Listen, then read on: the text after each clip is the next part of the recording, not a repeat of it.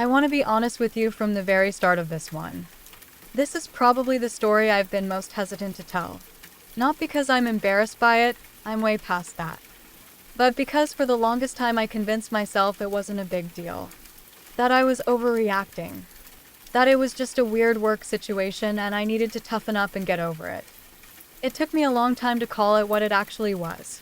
And it took something happening that I still can't fully wrap my head around to this day to make other people finally take it seriously too. So let's get into it. This was my first real job out of college. I was 22, excited, a little nervous, and genuinely happy to finally be starting my career. The workplace seemed great at first. Small team, casual environment, people seemed friendly. I felt like I had landed somewhere good. His name was Derek. He was one of the first people to introduce himself to me on my first day. He seemed completely normal. Friendly, even. He showed me where everything was, explained the unwritten rules of the office, made me feel welcome.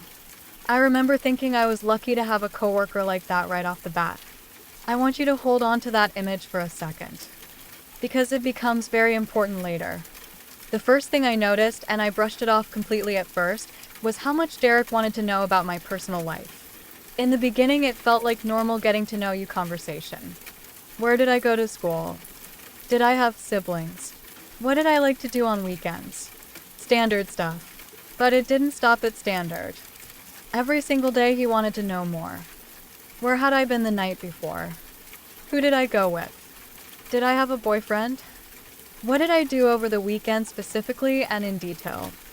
And if my answers were vague, which they started becoming pretty quickly because something felt off, he'd push. Not aggressively, just persistently. Like he was entitled to the information and was simply waiting for me to hand it over. I started giving shorter and shorter answers. He started asking more and more questions. About 6 weeks in, things shifted. I had mentioned casually, completely in passing, that I was talking to someone. Nothing serious, just dating. Derek went quiet in a way that felt strange.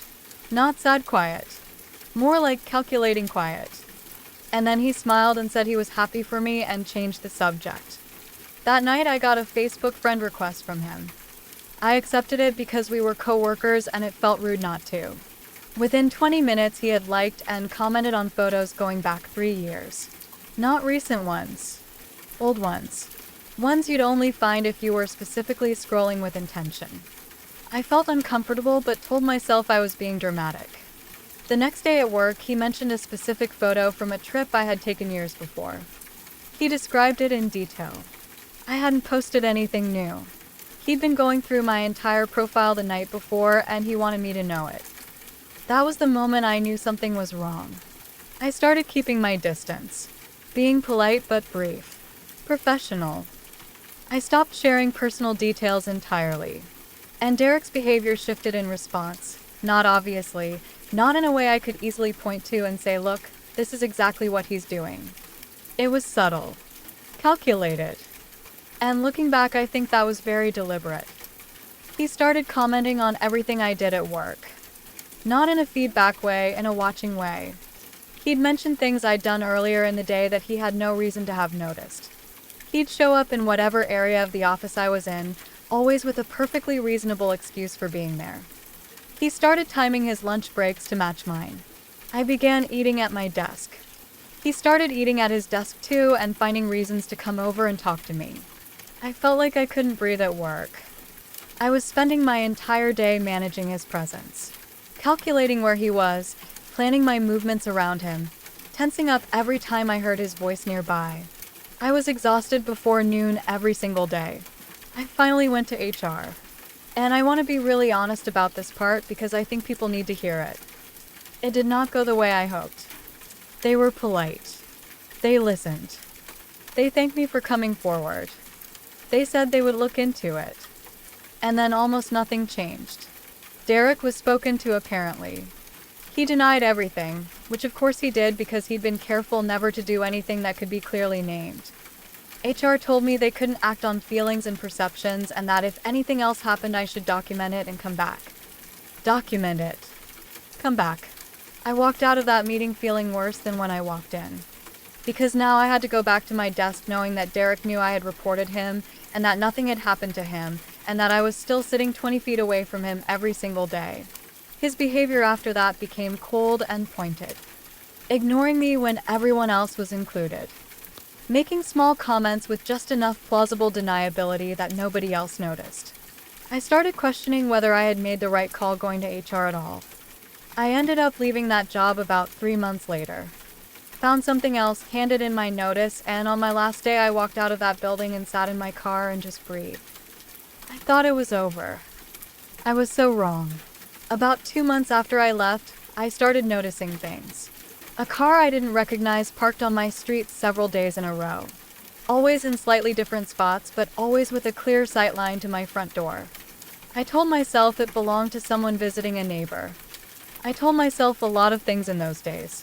Then a guy I had recently started dating told me that someone had messaged him online. An anonymous account, telling him things about me that were personal and specific and not true.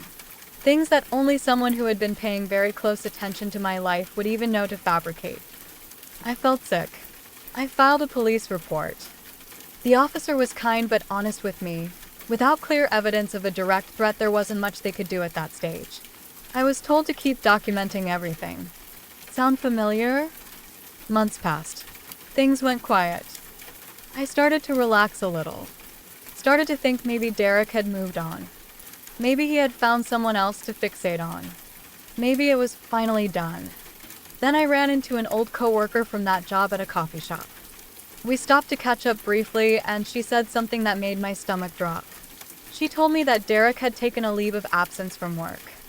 Extended medical leave. Nobody really knew why. She mentioned it casually like it was office gossip and moved on. But something about it stayed with me in a way I couldn't shake. I didn't find out the truth until several months later. A mutual connection, someone who had known Derek outside of work, reached out to me. She was hesitant. She said she didn't know if she should be telling me this, but felt like I deserved to know. Derek had undergone plastic surgery. Not one procedure. Multiple. Over the course of several months, he had systematically altered his appearance. His nose, his jaw, his hairline. He had lost a significant amount of weight and changed the way he dressed entirely. The person she described to me barely sounded like the man I had worked with. And the reason she was telling me, the reason she felt I needed to know, was because she had seen him. Recently. In my neighborhood. Looking like someone I wouldn't recognize on the street. He had changed his face so he could get close to me again without me knowing it was him. I could not breathe when she told me that. I called the police immediately. This time the case was taken seriously. Because this time there was documented history. My original report, the messages sent to the man I had been dating, the records from HR at my old job, and now this. Taken together, it painted a picture that was impossible to dismiss. The investigation that followed confirmed what my contact had told me. Derek had indeed undergone extensive cosmetic procedures. He had also moved to a neighborhood less than 15 minutes from mine. He had been in my area. He had been watching. A restraining order was issued. There were legal consequences that followed, and I'll leave the specifics of that to your imagination. But what I will tell you is that the process was long, it was exhausting, and there were many points along the way where I had to fight to be believed. I moved. I know some people would say I shouldn't have had to. That he should have been the one forced out of my life completely. And they're right. But I needed to feel safe more than I needed to be right. So I moved, I changed my routines, I rebuilt again. I'm okay now. It took a long time and a lot of support to get here, but I'm okay. What I want you to take from this story is something I wish someone had told me much earlier. When you report something and nothing is done, report it again. Document everything, every single time, even when it feels pointless. Because the documentation I had from the very beginning is what made the difference when things finally escalated to a point where people had to listen. And if something in your gut is telling you that a situation is not over even when it looks like it is, trust that. Trust it completely. Some people do not accept being told no. Some people do not let go. And the sooner you take that seriously, the better equipped you are to protect yourself. You are not paranoid. You are not dramatic. And you are not alone.